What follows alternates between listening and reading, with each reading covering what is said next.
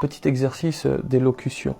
Un pâtissier qui pâtissait chez un tapissier qui tapissait demanda un jour au tapissier qui tapissait: vaut-il mieux pâtisser chez un tapissier qui tapisse ou tapisser chez un pâtissier qui pâtisse? Bon, je vais répondre à la question que l'on m'a posée 32 546 fois.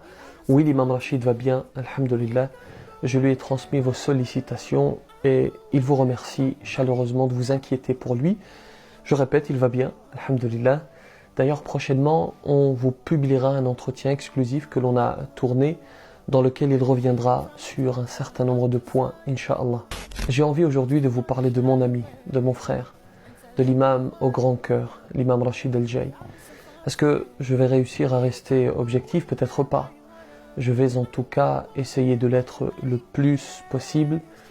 Voilà une vidéo pour toi, mon frère. À tout de suite.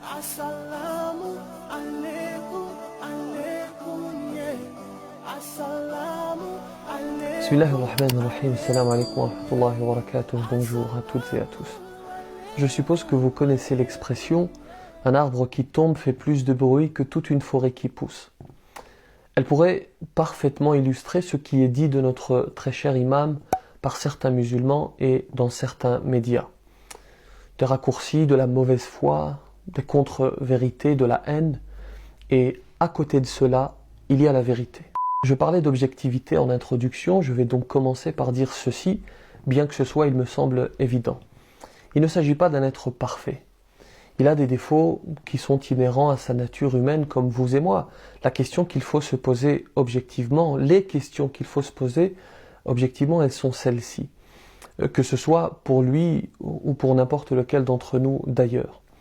Est-il un plus ou en plus? Est-il source de guidée ou d'égarement? Son action est-elle globalement positive ou négative? Y a-t-il une cohérence entre ce qu'il prêche et ce qu'il fait? Moi, je peux répondre à ces questions parce que je le connais intimement, parce que j'ai voyagé avec lui, et vous savez que le voyage révèle la personnalité de l'être humain. Nous connaissons tous quelqu'un dont nous pensions le plus grand bien, et il suffit de voyager avec lui, avec elle, pour vivre la désillusion totale. Et vous vous dites, c'est Mohammed, c'est le Mohammed, c'est le Mustafa, c'est le Saïd, c'est la Fatima, c'est la Safiya que je pensais connaître. Vous avez vécu cela, n'est-ce pas? Notre Créateur est témoin de la véracité des propos qui vont suivre. C'est un homme au grand cœur, qui se soucie de son prochain. C'est un homme respectueux qui a des égards pour toutes et tous, indépendamment des croyances, qui a compris et qui applique le verset dans lequel Dieu dit « Et ne discutez que de la meilleure façon avec les gens du livre, sauf ceux qui sont injustes. Et dites, nous croyons en ce qu'on a fait descendre vers nous et descendre vers vous, tandis que notre Dieu et votre Dieu est le même, et c'est à lui que nous nous soumettons. » C'est un homme généreux, qui, lorsque nous sommes au restaurant, ne laisse personne payer. Ça tranche certes avec le cliché que nous avons de l'imam à qui l'on offre tout. Un homme qui essaie, autant que faire se peut, d'appliquer ce qu'il prêche, un homme avec ses défauts qui inspire la jeunesse, qui lui montre le chemin à suivre, qui l'attire cette jeunesse, avec l'aide de Dieu, des ténèbres vers la lumière. Un homme qui nous appelle au tawhid, à l'unicité d'Allah, qui est la cause d'innombrables repentirs et autres conversions à l'islam. Un homme qui, depuis son lit d'hôpital, blessé dans sa chair, appelle à l'apaisement. Un homme qui aborde tous les sujets, qui parle de prière, de respect, de tawhid, de violence conjugale, de racisme. Oui, j'en suis sûr, un plus pour l'humanité et une source de guidée.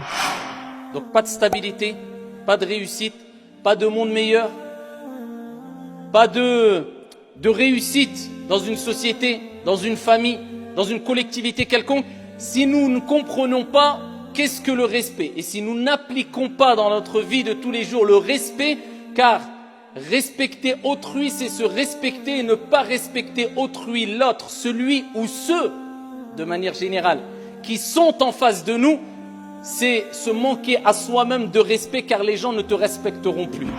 Tawhid, Tawhidullah. Nous avons été créés pour adorer un Dieu unique.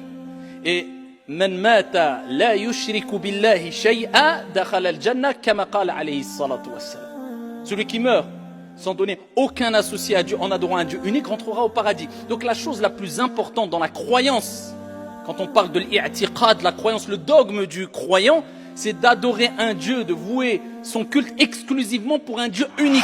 Les violences conjugales sont de plus en plus répandues malheureusement dans le monde. Alors il suffit de noter ici qu'il y a une femme qui décède tous les 3 jours. Une femme qui décède tous les 3 jours due aux violences conjugales. Alors parler de meurtre, on le sait très bien, toutes et tous, d'un point de vue général, eh bien, ça fait partie des plus grands et des plus graves délits. Et d'un point de vue religieux, eh bien, ça fait partie des plus grands et des plus graves des péchés. Comme Dieu l'a dit dans le Saint-Coran, Ud'u ila sabili rabbika bil hikmati wal maw'izati al hasana wajadilhum billati hiya ahsan. Et appelle à la voix de ton Seigneur avec sagesse et bonne exhortation et discute avec eux de la meilleure des manières. Et Dieu, quand il s'adresse dans un autre verset coranique au prophète, il lui dit fadhakkir, et rappelle. Innama anta mudhakkir, tu n'es qu'un rappeleur. Lasta alayhim bimusaytir. Et ici, il ne t'incombe pas de t'imposer. Tu n'es pas un dominateur sur eux. Tu n'as pas à imposer quoi que ce soit sur eux. Toi, il t'est demandé ici de transmettre la religion. Et de ne pas imposer aux gens. Et de ne pas forcer les gens à croire à ce que tu crois. Il y a quelques jours, je vous avais demandé des témoignages. Je n'ai pas pu tout mettre, bien sûr, au vu du nombre de réponses. Mais en voici quelques-uns qui sont représentatifs de ce que vous nous avez envoyé. À travers cette vidéo, je voudrais rendre un hommage à notre très cher imam Rachid El Jai. Je suis à la mosquée le matin, je viens tous les matins, c'est grâce à l'imam Rachid. J'avais vu une de ses vidéos qui a fait le rappel des bienfaits de la prière en groupe le matin. Ça m'a motivé à venir tous les matins. Il m'a apporté beaucoup de choses. J'ai beaucoup progressé grâce à ses prêches, grâce à ses vidéos. Aujourd'hui même, ce matin, j'ai regardé des vidéos de l'imam Rachid El Jai d'une durée de 50 minutes chaque vidéo sur les cours justement de lire l'arabe. J'ai appris beaucoup plus en 50 minutes de son cours qu'en presque 3 cours de 4 heures et demie. Je suis converti, il m'a ouvert les yeux sur la religion, il m'a fait comprendre plein de choses. Il m'a instruit, il m'a cultivé, il m'a apaisé dans les moments où j'avais des craintes, comme tout être humain, je pense. Et il m'a fait rire, parce qu'on peut pas nier qu'il a lui beaucoup d'humour en plus de ça, et ça fait toujours plaisir. Il m'a beaucoup aidé. J'ai passé des moments très très difficiles et je continue à éprouver des difficultés, mais alhamdoulilah, il m'a beaucoup apporté spirituellement et aussi dans ma religion, à booster ma foi, à ne pas perdre espoir, à toujours aller de l'avant. J'ai amélioré mes relations avec mes parents, ma mère, mon père, mon entourage, alhamdoulilah, et principalement ma relation avec Allah subhanahu wa ta'ala. C'est l'imam qui m'a le plus apporté parmi tous les imams que j'ai écoutés. Il y a beaucoup de personnes dans le monde qui ont beaucoup appris grâce à lui. Ils ont beaucoup évolué et grâce à ces vidéos, il y a plusieurs gens qui sont convertis à l'islam. Moi, converti depuis peu, ça m'aide beaucoup. Donc je voudrais le remercier et j'espère, Inch'Allah, qu'il va entendre cette petite vidéo et ce petit mot. C'est un homme qui propage la bonne parole, qui est joyeux, qui n'hésite pas à nous rappeler à l'ordre quand il constate que la communauté fait des écarts. Et c'est très bien, on a besoin de ça. Ces messages sont toujours des messages d'amour, des messages pour nous améliorer, pour faire que la communauté soit soudée. Qu'Allah lui donne la santé, qu'Allah lui donne la force de revenir parmi nous.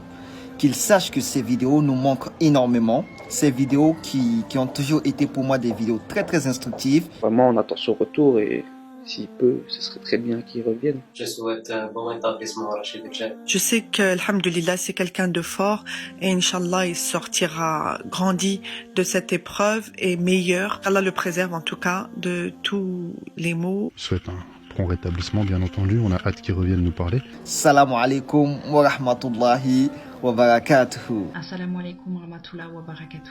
Que la paix soit sur vous. Que la paix soit sur vous. Que la paix soit sur vous. Cet homme, cet imam, je suis fier d'être son ami, d'être son frère. Fier qu'il soit une référence pour beaucoup d'entre nous. Qu'Allah subhanahu wa ta'ala le préserve, ainsi que sa famille, et qu'il récompense le frère Ousmane, qui a été, comme vous le savez, l'une des causes de la préservation de sa vie. C'est Rachid, nos salutations les plus sincères. Qu'Allah te récompense et te préserve. Il y a trop d'émotions dans cette vidéo, il faut que j'aille boire un thé à la menthe ou une tisane pour me calmer. Que la paix soit sur vous.